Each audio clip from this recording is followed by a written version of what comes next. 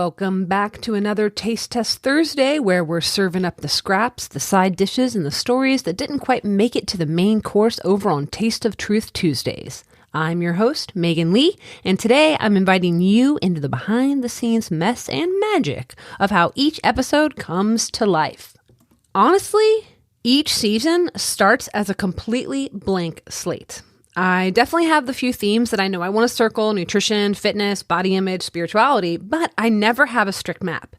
It's almost like there's this intuitive flow guiding the season.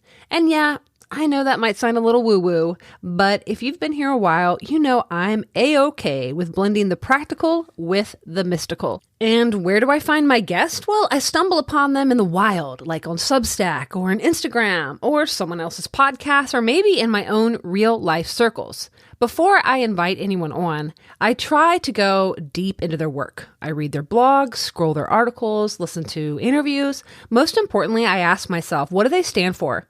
And how does their voice fit into the kind of dialogue that I want to host here? I take that platforming responsibility seriously. And that said, I know I don't have to agree with every single thing that a guest says, and I can't be responsible for their entire body of work, but I do want to make sure that their core values align with the space that we're creating. And yeah, there have been a couple times I've jumped into an interview a little too fast. Maybe I skimmed their work or caught one great episode, and mid-conversation I realized, womp, womp. Oh no, this is not a fit. It is uncomfortable, but it's also part of the learning curve. I believe I'll dedicate some future episodes to digging more into that.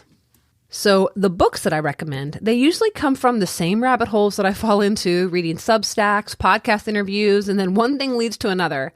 I'm a fast processor, and my brain is like a conspiracy board, with a red yarn connecting ideas. So tracking how I get from point A to Z is a challenge even for me. When it comes to developing questions for the guest, that is still an evolving art. I try to stay anchored in these two questions. What is my main intention with this guest? And what's the one big takeaway I want the listener to walk away with? I'll work out a rough draft of my questions, and then I'll have ChatGPT help me shape them up, cleaning the phrasing, tightening the focus, and catching anything I've missed. I send the final questions to my guest about a week ahead of time so they can feel prepared and grounded when we record.